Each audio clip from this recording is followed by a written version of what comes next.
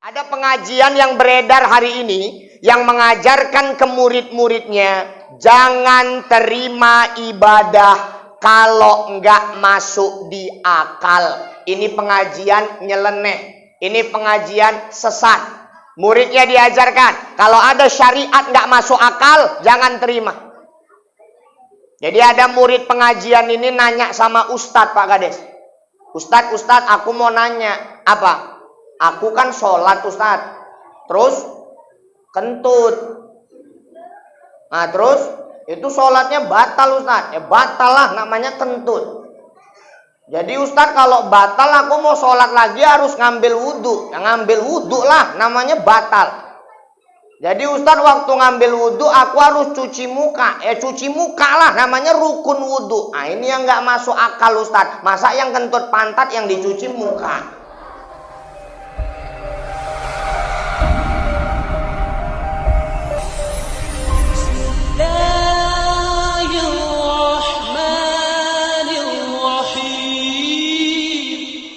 Assalamualaikum warahmatullahi wabarakatuh.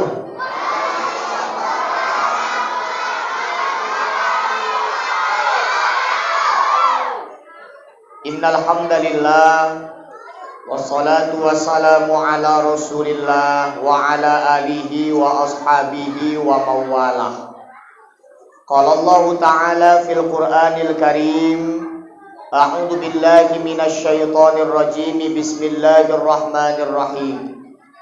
Subhanalladzi asra bi 'abdihi lailan minal masjidil harami ilal masjidil aqsa alladzi barakna haulahu linuriyahu min ayatina innahu huwas samiul basir. Shadaqallahul azim wa sadaqa rasuluhun nabiyul karim wa nahnu ala dzalika minasyahidin wasyakirin walhamdulillahi rabbil alamin.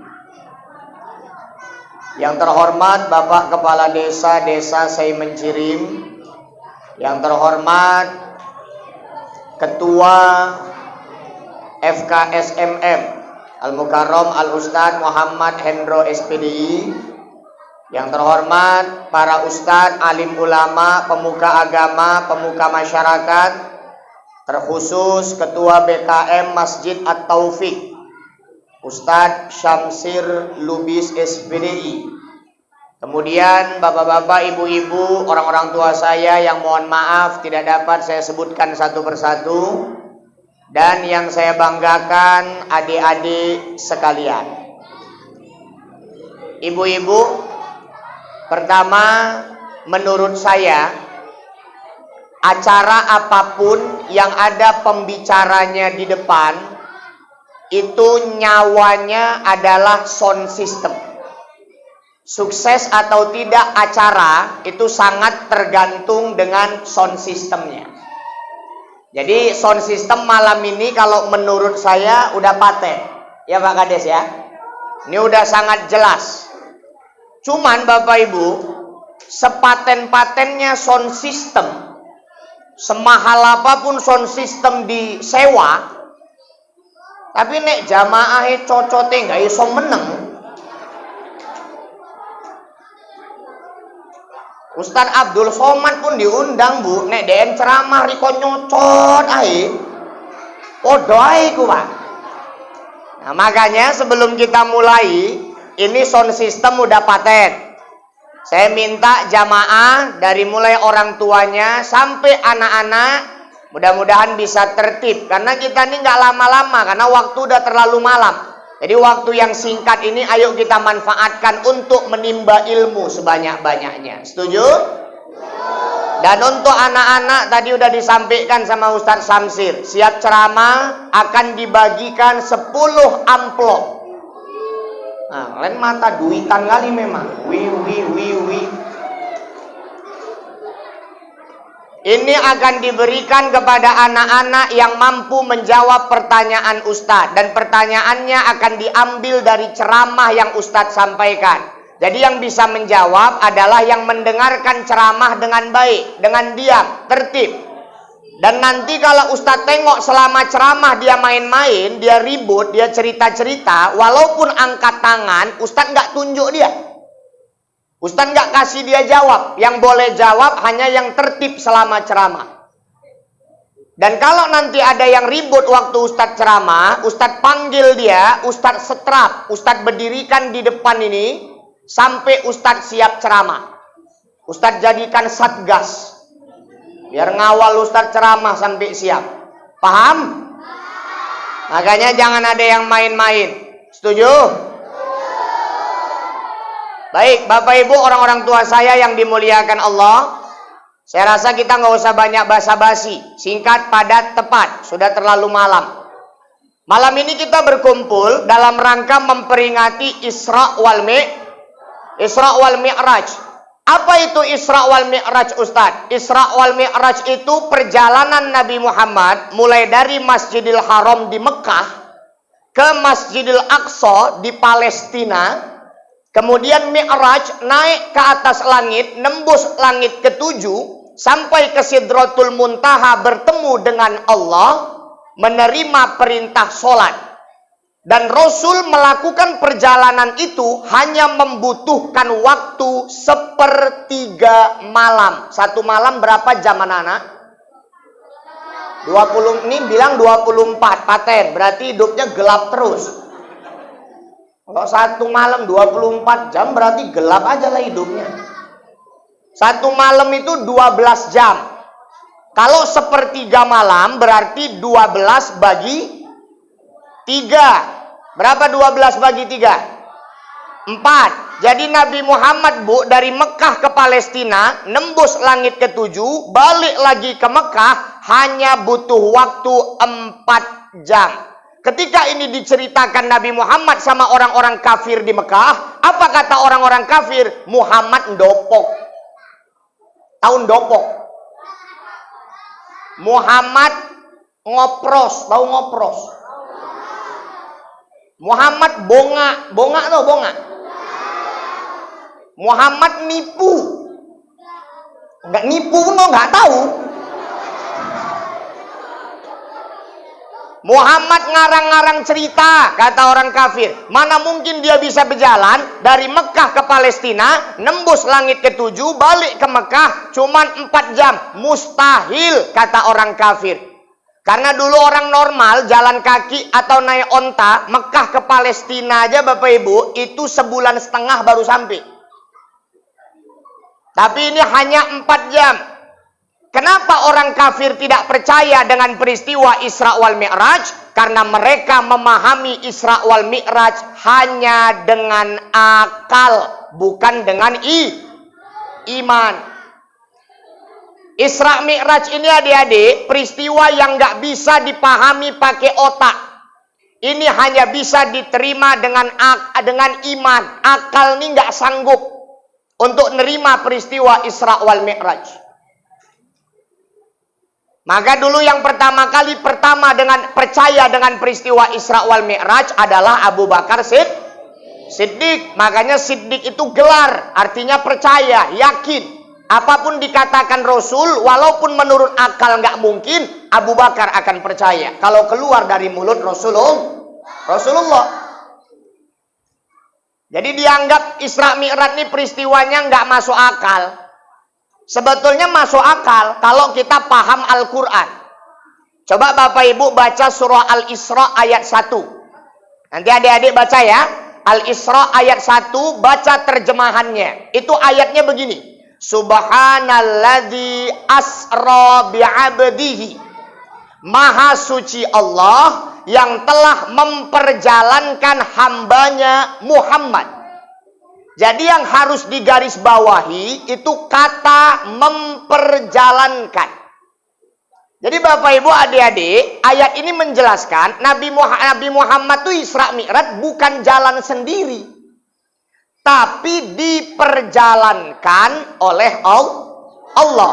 Kalau Nabi Muhammad jalan sendiri memang mustahil, nggak mungkin, karena Nabi Muhammad juga manusia biasa, tapi karena Allah yang memperjalankan, bagi Allah nggak ada yang nggak mungkin. Bagi Allah nggak ada yang nggak mungkin, Bu. Maka kalau kita pakai ayat ini, kita kalau mau pakai logika, bisa juga. Apa logikanya? Ingat ya, Nabi bukan jalan sendiri, tapi diperjalankan Allah. Oke, kalau kita mau main logika, adik-adik Ustadz tanya, kalian tahu kutu? Tumo. Atau kalau nggak tahu kutu, kita gantilah contohnya, tengu. Kalian tengu lebih tahu pula kalian. Nampak kali sering kecokot tengu kalian. Tapi nggak usah pakai tengu lah. Tengu ini tempat hinggapnya agak sembarangan ini mah. Contohnya kutu aja. Tahu kutu? Bu, kutu semencirim. Kutu yang tinggalnya di semencirim. Itu kutu bisa sampai ke Mekah. Adik-adik percaya nggak?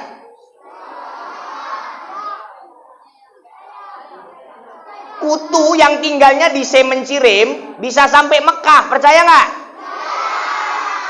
Ada yang percaya, ada yang enggak. Ini yang nggak percaya berarti dia membayangkan kutunya naik pesawat sendiri. Mendaftar umroh sendiri kutunya. Kalau dia membayangkannya gitu ya nggak mungkin. Itu mustahil. Tapi coba misalnya ada wawa-wawa orang semencirim kepalanya kutuan. Wawa ini dapat rezeki berangkat umroh. Wawa semencirim ini naik pesawat, kutunya juga ikut naik pesawat tanpa tiket, penumpang gelap. Wawa semencirim ini sampai ke Mekah, kutunya juga ikut sampai ke Mekah. Kutunya bukan jalan sendiri, tapi diperjalankan uak-uak mencirim yang kepalanya kutuan. Jadi Isra Mi'raj tuh gitu juga, Pak. Nabi bukan jalan sendiri, tapi diperjalankan oleh Allah. Ada beberapa hal yang nggak bisa diterima dengan akal, hanya bisa diterima dengan iman. Banyak contoh loh, Bu. Contoh, menurut akal manusia, ini anak-anak ini, Bu, mereka bisa ada di dunia ini karena mereka punya mama, punya bapak. Betul nggak? Matematikanya kan gitu. Bapak tambah mama sama dengan anak. Bapak mama sebab, anak akibat. Kan matematikanya gitu. Orang ini ada karena ada bapaknya, karena ada mamanya. Itu kata otak. Tapi kalau udah iman yang bicara, nggak mesti ada bapak, ada mama untuk adanya anak. Contoh, Nabi Adam. Ada nggak bapaknya? Nggak ada. Ada nggak mamanya? Nggak ada. Tapi kalau Allah mau, jadi Nabi Adam. Nabi Isa, ada nggak mamanya? Ada. Ini pun latah kali kawannya bilang nggak ada, terus nggak ada. Ada nggak mamanya Nabi Isa? Ada. Namanya Mardiani pula. Maryam. Ada nggak bapaknya? Nggak ada. Mamanya ada, bapaknya nggak ada. Tapi Allah mau jadi Nabi Isa.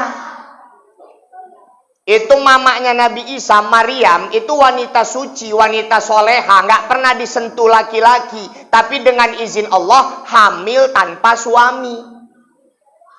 Memang di semencirim pun mungkin banyak juga yang nggak mau kalah sama Maryam, ya kan Pak Kades? Ujuk-ujuk brojol ayo kan. Nggak mau kalah kali sama Maryam. Jadi kalau Allah mau, nggak ada yang nggak mau. Nih Bu, menurut akal manusia, perempuan di atas umur 45 tahun namanya monopos. Monopos apa menopos? Bopo lah, pokoknya pos-pos lah ujungnya. Mama-mama kalau udah di atas umur 45 tahun, menurut akal manusia, menurut ilmu pengetahuan, dia nggak mungkin bisa hamil. Betul nggak? nggak bisa lagi punya anak. Tapi kalau Allah mau, nggak ada yang nggak mungkin. Siapa contohnya? Siti Saroh. Siapa itu Siti Saroh? Istri pertamanya Nabi Ibrahim.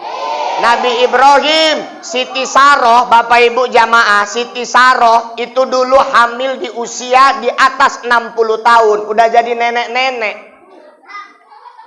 Udah keriput. Udah ubanan, izin Allah hamil. Maka nenek ojo jonti-jonti nek. Anan kan Allah gelem gak eneng sing gak mungkin ya kan Pak. Ojo nenek keluyuran nganggo tank top.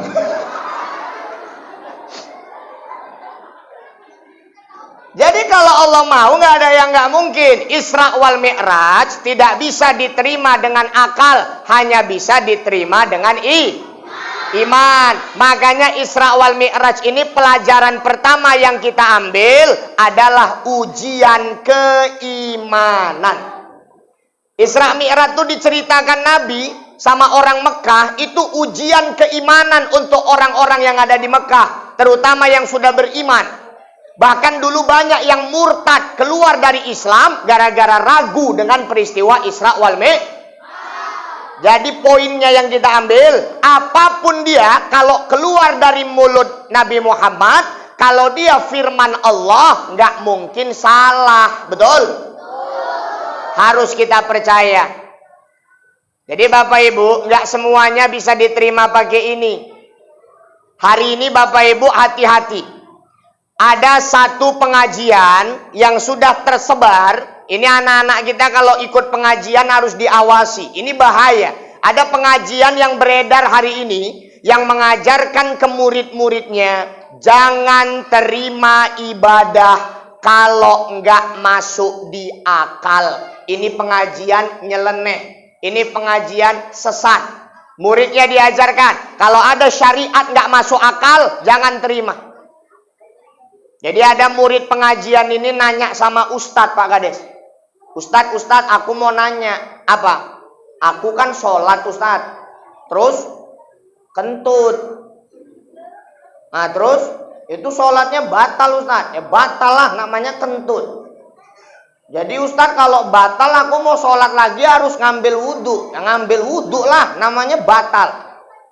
Jadi Ustadz waktu ngambil wudhu aku harus cuci muka. Ya cuci muka lah, namanya rukun wudhu. Nah ini yang nggak masuk akal Ustadz. Masa yang kentut pantat yang dicuci muka?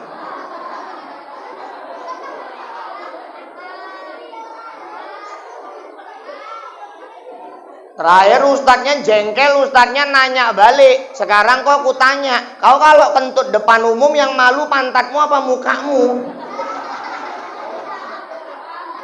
Ya mukaku lah Ustadz, makanya mukamu yang diceboki kata Ustadznya. Pala kali dia. Terus dia nanya lagi, Ustadz, kita kalau ngirim Al-Fatihah sama orang yang udah meninggal apa sampai Al-Fatihahnya Ustadz katanya. Kita kan termasuk yang paling sering ngamalkan ini ya Pak ya, Ahlus Sunnah wal Jamaah. Ila hadratin Nabiil Mustafa Muhammadur Rasulillah sallallahu alaihi wasallam wa ila ruhina wa ila ruhina Al-Fatihah, ya kan? Dia nanya, Ustadz apa sampai itu Al-Fatihahnya Ustadz? Ustadznya nggak jawab, nanya balik, kau ngirimnya kapan? Kata Ustadz. Kira-kira 2 hari yang lalu lah Ustadz. Oh sekarang Al-Fatihahnya udah balik ke rumahmu. Ustadznya ada-ada aja lah, masa Al-Fatihah balik ke rumah. Ya kalau nggak balik berarti sampai katanya. Kadang-kadang otak harus dilawan pakai otak. Ini buat kita Bapak Ibu yang selalu ngirim Fatihah sama orang udah meninggal, jangan ragu-ragu, jangan sanksi sampai apa enggak. Sampai enggaknya itu urusan Allah, itu hak Allah. Gak ada yang berhak memvonis dia tak sampai, itu udah haknya Allah.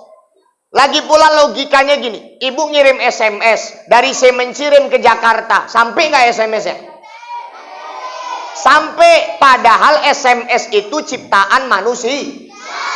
Buatan manusia aja dikirim jauh, sampai. ini Al-Fatihah kalam Allah, ucapan Allah, ciptaan Allah. Masa yang punya manusia sampai yang ucapan Allah kita ragukan?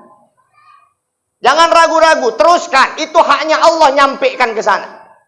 Terus dia nanya lagi, Ustadz, dengar-dengar setan itu terbuat dari api ya Ustadz? Iya. Nanti Ustadz dia masuk neraka disiksa pakai api kan Ustadz? Iya. Loh Ustadz, api jumpa api nggak mempan lah Ustadz katanya. Lama-lama longor anak ini.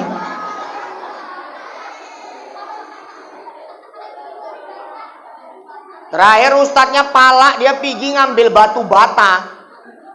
Batu bata ini ditokokkan ke kepala anak ini. Sakit lah Ustadz. Mana pula sakit? Ya sakit lah Ustadz. Ustadznya ada-ada aja. Nggak mungkin lah sakit. Batu bata ini kan dibuat dari tanah, kata Ustadz itu. Tengok di Quran, manusia juga asalnya dari tanah. Tanah jumpa tanah kok sakit ya? Kata Ustadz. Kadang-kadang otak harus dilawan pakai otak. Makanya nggak semuanya bisa diterima akal. Gitu juga ibadah, gitu juga syariat. Tidak semua bisa diterima akal, Pak. Ada hal-hal yang hanya bisa diterima dengan iman. Ini mohon maaf, saya kasih contoh lagi. Ini tentang syariat. Fikih. Bapak mohon maaf. Kita kalau cerita fikih, Pak, bahasanya nggak usah disamar-samarkan, Pak. Terus terang aja, nggak usah disensor-sensor. Nggak apa-apa ada anak-anak biar mereka paham. Bapak mohon maaf saya tanya, Bapak tahu sperma? Sperma tahu Pak?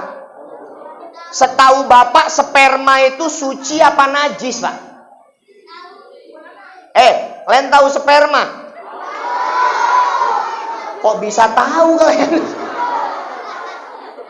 Sperma itu suci atau najis Pak? Kalau najis berarti kau najis. Sperma itu suci. Sperma itu suci. Maka Bapak mohon maaf, kalau celana dalam Bapak kena sperma, Bapak nggak perlu cuci untuk dipakai sholat, karena sperma itu suci. Dia ada mani, ada maji. Kalau maji baru najis. Udah, sperma itu suci. Sekarang Ustadz tanya, air kencing itu suci apa najis?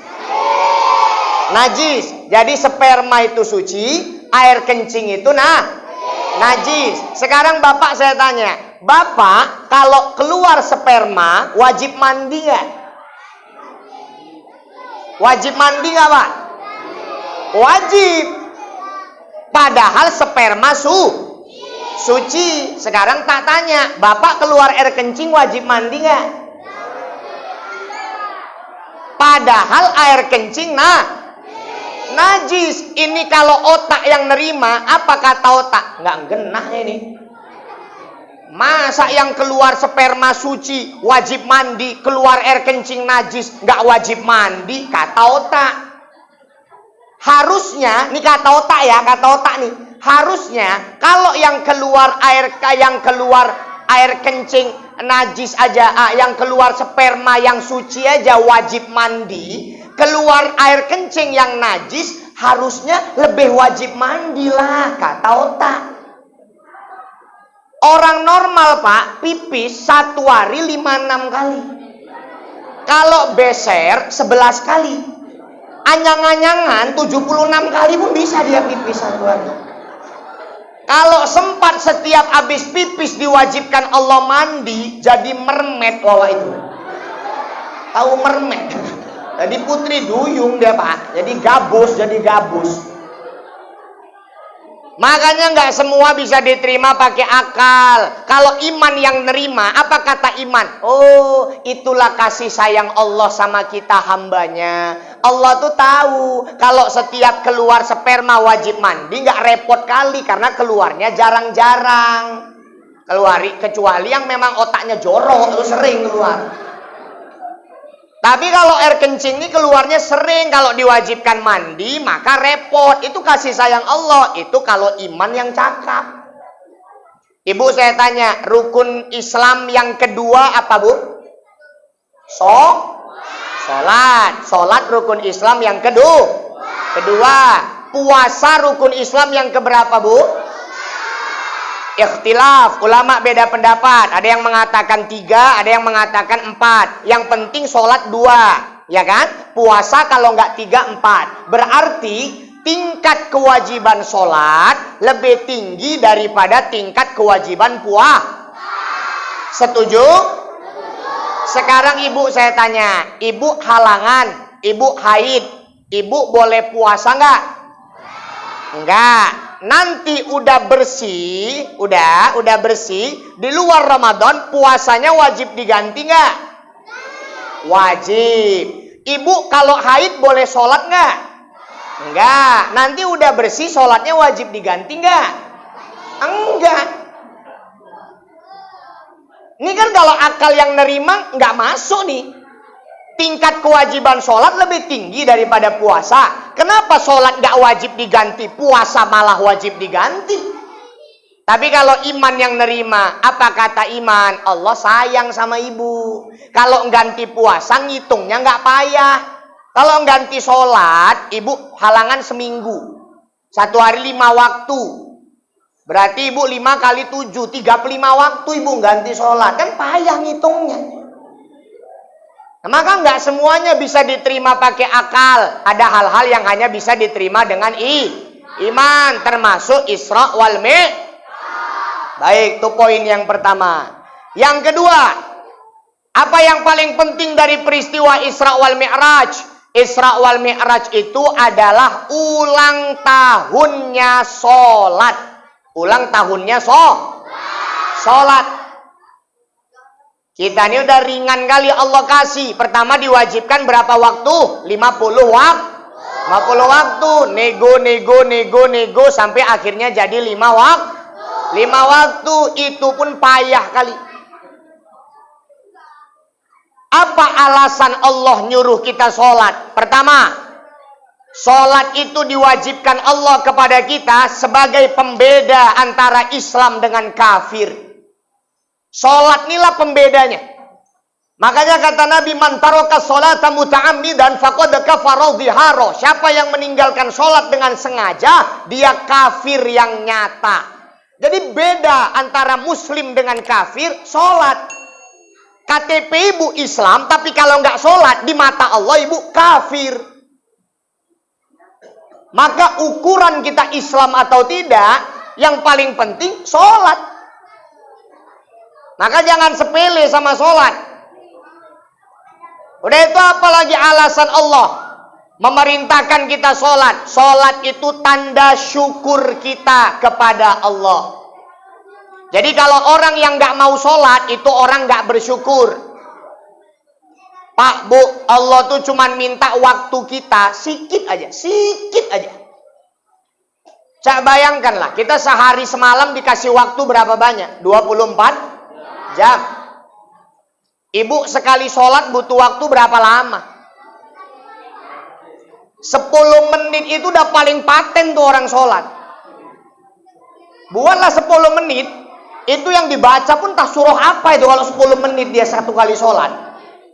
Tapi kita buatlah 10 menit, kali 5, baru 50 menit. Itu pun kadang-kadang dari 24 jam Allah kasih, nyisihkan 50 menit aja payah. Ini orang nggak bersyukur sama Allah. Sementara nikmat Allah nggak terhitung. Wa in ta'uddu ni'matallahi la tuhsuha. Nggak bisa ibu hitung nikmat Allah. Udara yang ibu hirup tiap hari, pernah Allah minta bayar? Tak ada. Tinggal nyisihkan 50 menit aja sehari semalam. Tak bisa, payah. Adapun yang kadang-kadang sholat, siap sholat, udah langsung ngurusi dunia. Tak mau dia duduk dulu zikir, tak mau dia duduk lagi doa. Itu banyak masjid gitu Pak, Bu. Jamaahnya siap salam langsung pergi. Macam banyak kali urusannya. Padahal kata Nabi, waktu setelah sholat itu banyak sekali yang bisa kita manfaatkan untuk mendapatkan keutamaan. Nih kata Nabi, barang siapa yang membaca ayat kursi setiap selesai sholat 5 waktu, maka dia tidak akan dipisahkan Allah dari surganya Allah. Makanya saya pesankan sama imam masjid di sini, Ustaz Syamsir, dan imam-imam yang lain, masjid-masjid yang lain juga, selama ini kan kita baca ayat kursi subuh aja. Betul nggak? Di mana-mana rata-rata subuh aja baca ayat kursi. Maka mulai besok, setiap habis sholat fardu, mulai dari subuh sampai isya, upayakan baca ayat kursi. Kata Nabi, kita dijauhkan Allah dari api neraka, tidak akan dipisahkan Allah dari surga.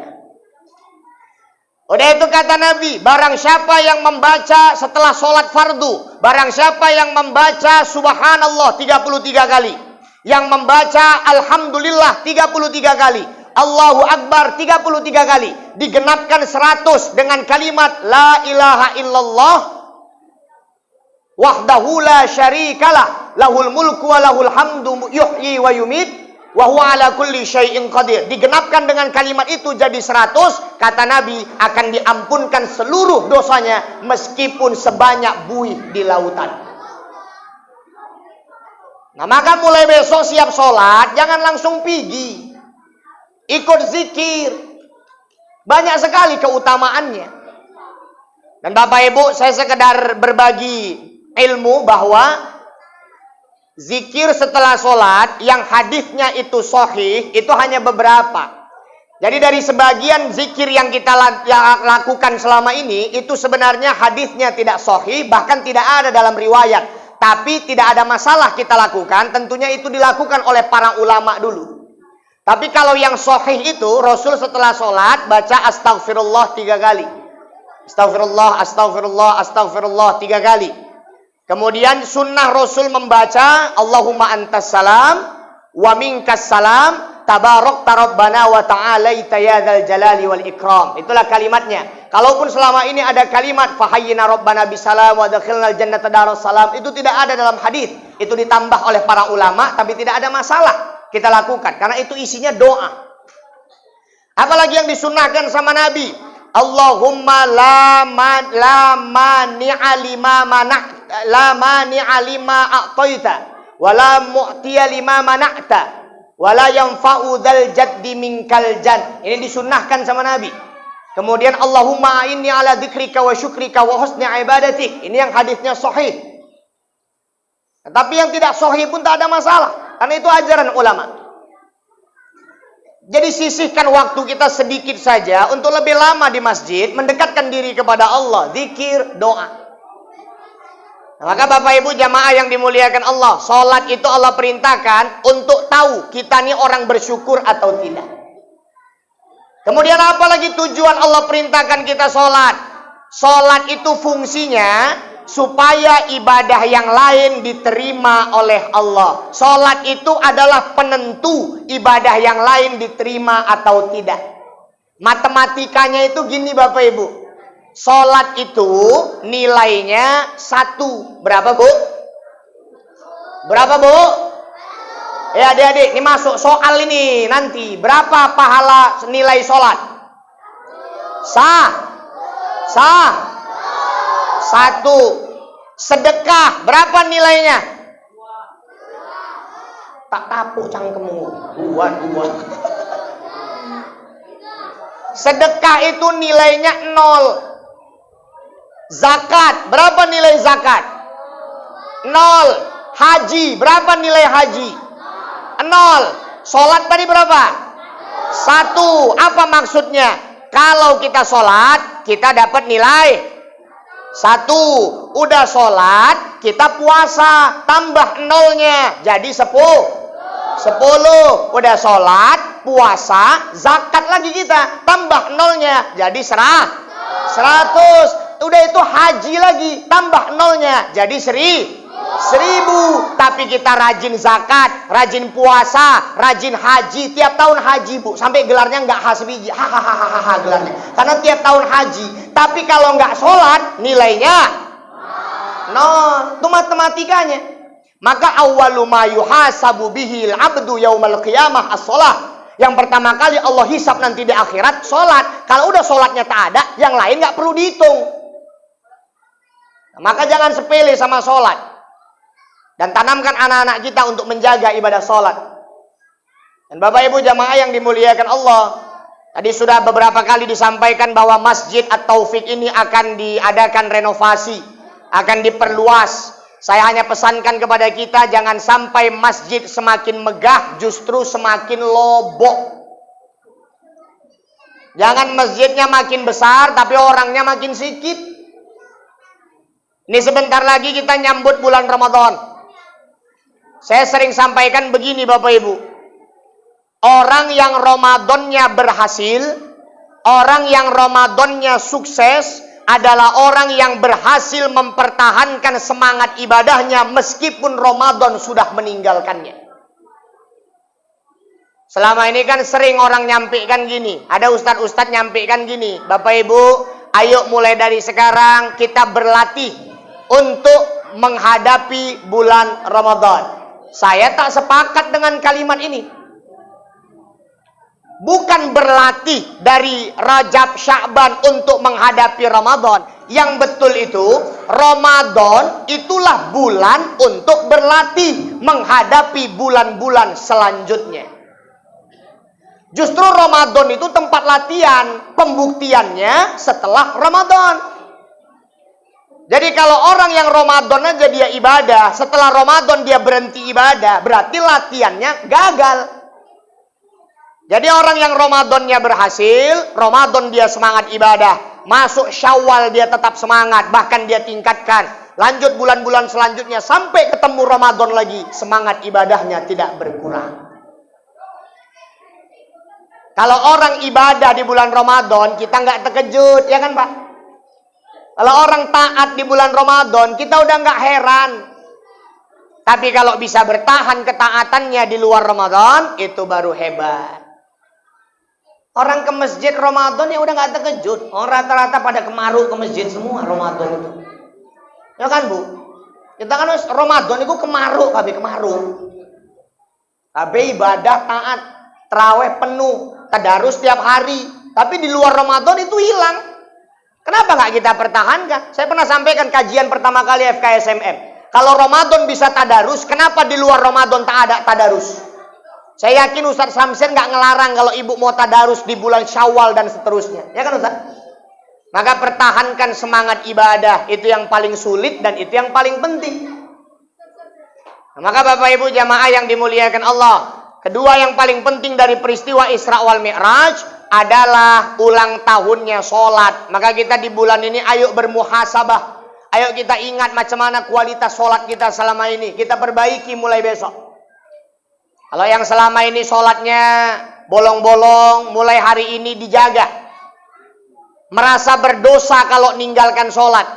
Kalau udah ninggalkan sholat, nggak ada rasa bersalah, nggak ada rasa takut, nggak ada rasa sedih, imannya patut diperhitungkan, patut dipertanyakan. Nah kalau yang kemarin udah sholat, tapi sholatnya masih di rumah, bapak-bapak, mulai hari ini tekad, aku kalau dengar azan pokoknya aku mau sholat ke masjid. Dimanapun aku pergi, kalau azan aku nggak mau terus, aku singgah dulu ke masjid. Perbaiki terus semangat ibadah. Nah jadi Ramadan itu tempat latihan, bukan kita latihan sekarang untuk Ramadan. Kalau kita latihan sekarang untuk Ramadan, berarti Ramadan itu tujuannya, siap Ramadan habis. Maka Ramadan itulah tempat latihannya kita amalkan di bulan-bulan selanjutnya. Setuju Bu? Udah itu Bu, ada hadis yang Ibu sebetulnya sering dengar. Ini Ibu amalkan nanti bulan Ramadan. Ibu sebetulnya sering dengar, tapi Ibu mungkin belum ngamalkan. Bapak pun sering dengarin. Ini kalau Ibu amalkan, pahala Ibu numpuk-numpuk Ramadan. Apa itu Ustaz? Kan kata Nabi, memberi iftar, memberi makanan berbuka kepada orang yang berpuasa, maka pahalanya seperti orang yang berpuasa tanpa Allah kurangi sedikit pun. Ini hadis Pak, kita selama ini tahu, tapi kita mungkin sepele, jadi nggak kita amalkan. Jadi Ibu punya uang goceng, Ibu belikan gorengan, Ibu antar ke masjid. Di masjid tiap hari kan ada yang buka puasa bersama, ya kan Pak?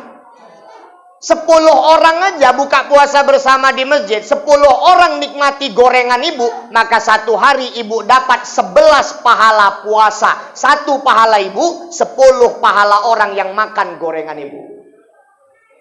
Sepele, tapi ini janjinya Rasul. Jadi nanti amalkan Ramadan, Bu. Istiqomah. Setiap hari Ibu antar gorengan ke masjid. Goceng aja setiap hari. Ibu semuanya ngamalkan. Banjir gorengan Masjid At-Taufik. Biasa anak-anak mandi bola nih, mandi risol pun bisa orang itu. Amalkan. Maka Bapak Ibu jamaah yang dimuliakan Allah, mari kita istiqomah dalam ibadah. Kemudian apa lagi pelajaran yang bisa kita ambil dari peristiwa Isra wal Mi'raj? Nah, ini mungkin poin yang terakhir, tapi ini sangat penting. Ini untuk anak-anak generasi kita, Bapak Ibu.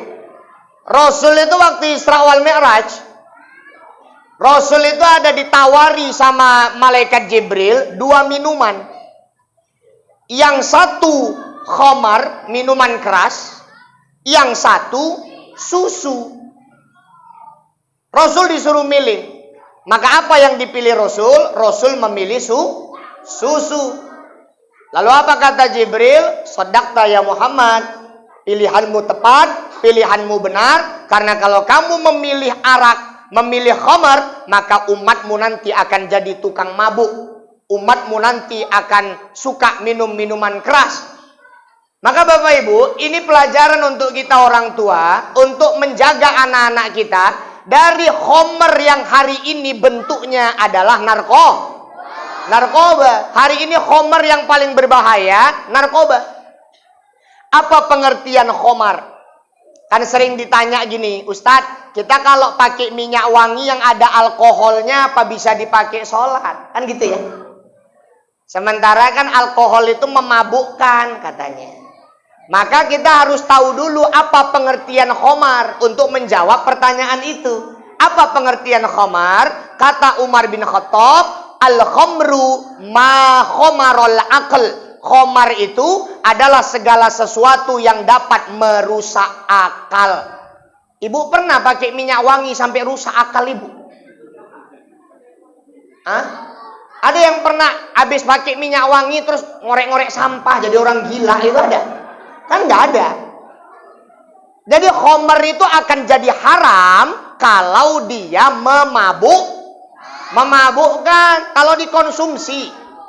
Kalau dipakai untuk minyak wangi, sholat nggak ada masalah. Dan dia itu alkohol, dia sifatnya terbang di bawah angin. Jadi Ibu dari rumah ke masjid kan kena angin, itu alkohol terbang di bawah angin.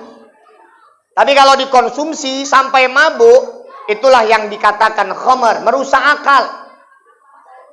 Maka anak-anak kita dijaga.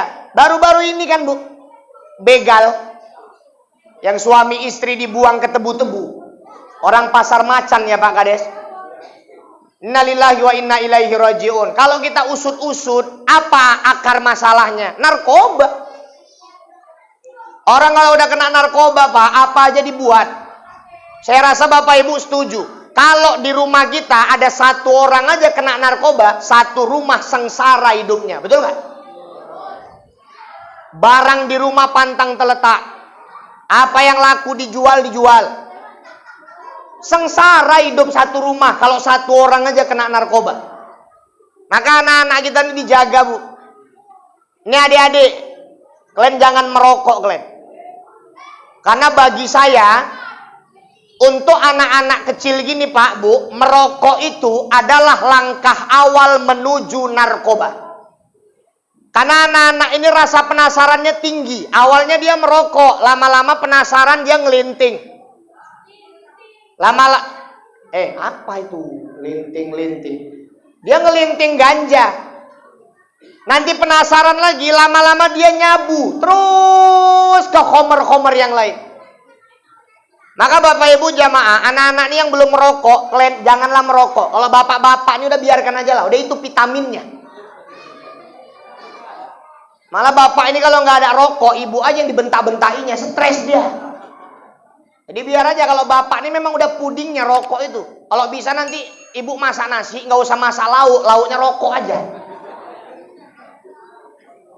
Stres bapak-bapak nih kalau nggak merokok. Tapi adik-adik yang belum merokok, jangan kalian coba. Tanya bapak kalian. Kalau udah dicoba, berhentinya payah, ya kan Pak? Kalau dihitung-hitung berapa banyak duit habis di rokok. Ya kalau Bapak hitung-hitung uang rokok Bapak per hari, ya kan? Bapak hitung sejak Bapak awal merokok, mungkin Bapak udah bisa beli mobil, udah bisa buat rumah. Kalau dihitung-hitung, ya walaupun ada juga orang yang nggak merokok tapi masih naik angkot, ya kan?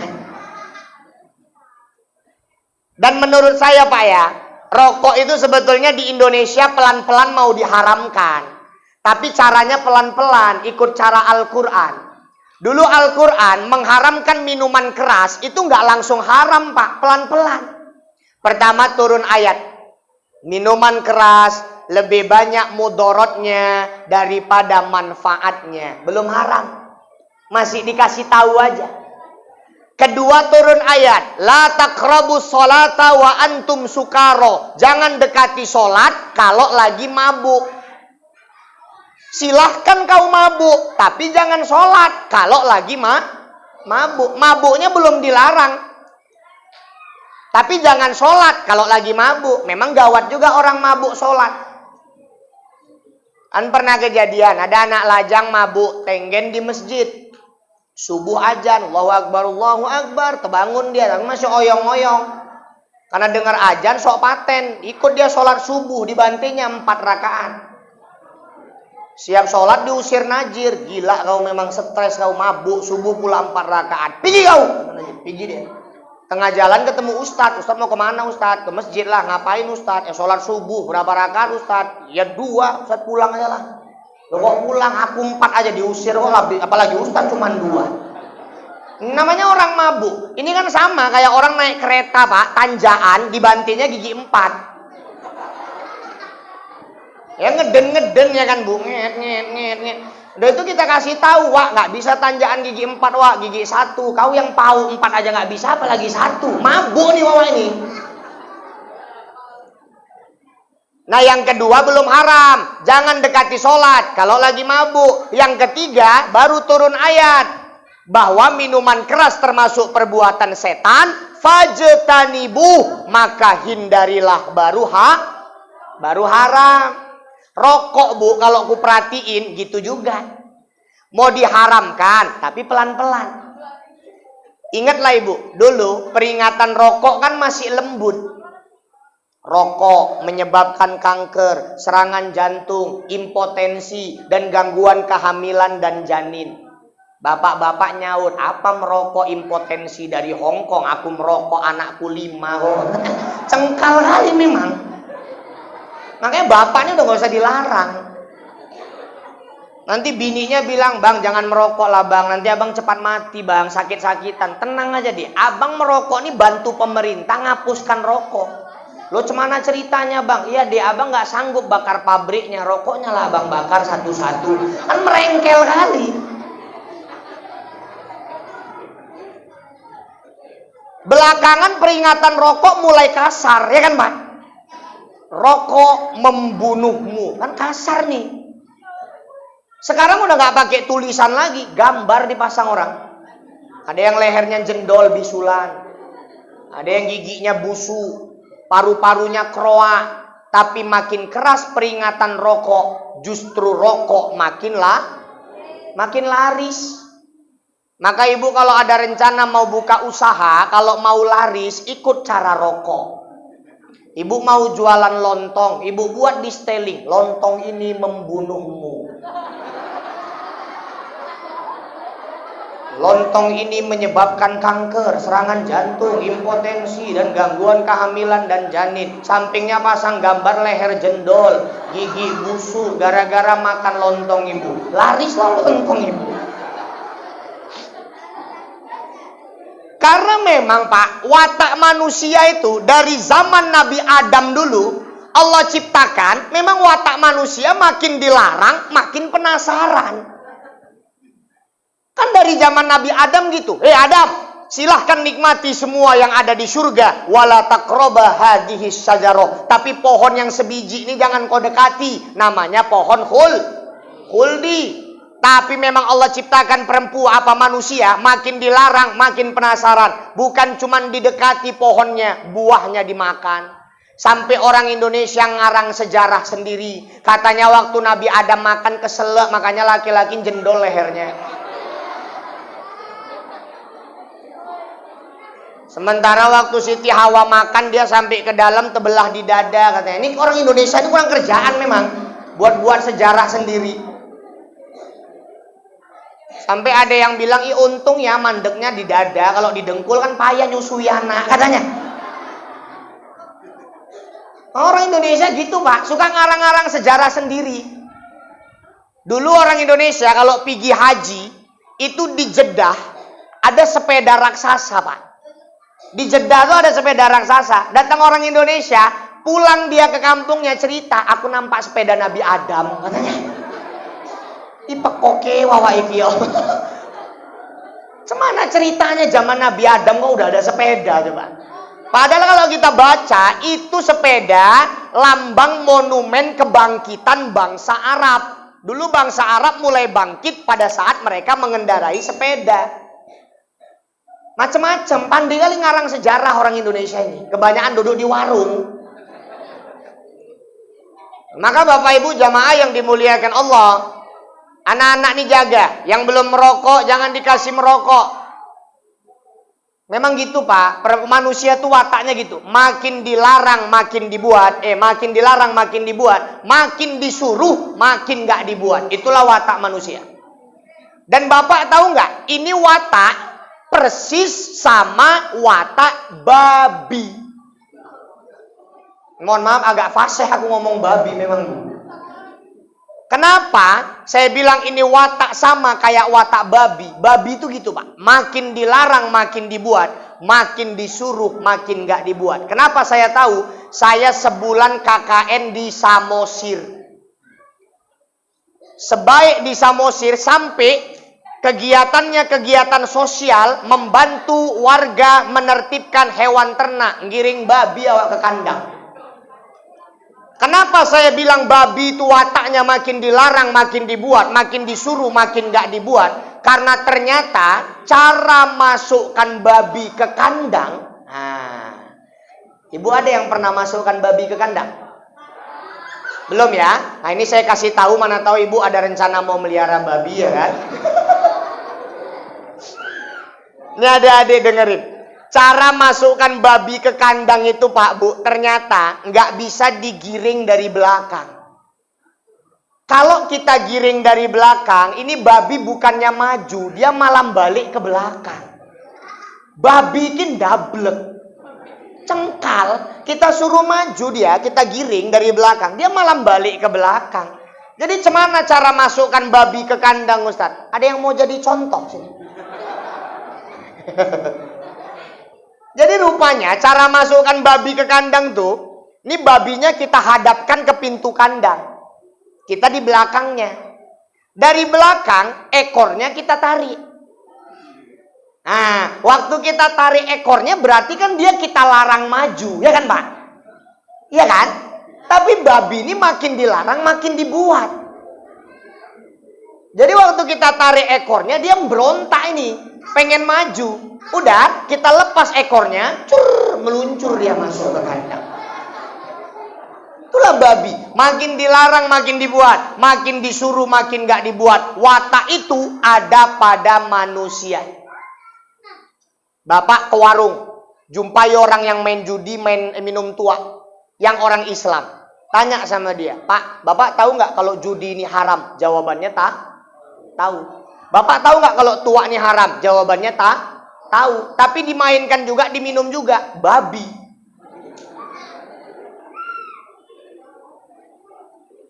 Bapak tanya sama orang yang nerobos lampu merah, Pak, Bapak tahu nggak kalau lampu merah ini artinya berhenti? Jawabannya tahu. Tapi diterobos, babi itu. Jadi tanpa kita sadari, kita pernah jadi babi, bro. Aku pun pernah kok. Namanya buru-buru ya kan Pak? Emang makin dilarang makin dibuat, makin disuruh makin gak dibuat. Tanyalah sama orang Islam yang gak mau sholat, Pak, Bapak tahu gak kalau sholat itu disuruh Allah? Jawabannya tahu, tapi gak sholat. Orang yang ninggalkan sholat macam babi. Nah, maka Bapak Ibu jamaah yang dimuliakan Allah, ayo kita lawan sifat-sifat kebinatangan. Jangan sampai ada sifat binatang dalam diri kita. sifat monyet ada sama kita. Monyet itu apa sifatnya? Monyet itu Bu serakah. Ke kebun binatang lah Ibu. Lempar satu, tangan kanannya nangkap. Lempar lagi, tangan kirinya nangkap. Lempar lagi, mulutnya pun nangkap. Lempar lagi, ekornya pun bisa nangkap. Serakah, tamak, rakus, sifat ini ada pada manusia. Maka kita harus membersihkan diri kita jadi dari sifat-sifat kebinatangan. Maka Bapak Ibu jamaah yang dimuliakan Allah, pertama, poinnya tadi, ayo kita jaga keimanan karena Isra wal Mi'raj adalah ujian keimanan. Kemudian yang kedua, kita jaga ibadah sholat karena Isra Mi'raj adalah ulang tahunnya sholat. Kemudian yang ketiga tadi, ada kisah Nabi ditawarkan khamar sama susu. Ayo kita jaga anak-anak kita dari khamar, dari narkoba, dari minuman keras karena itu adalah induk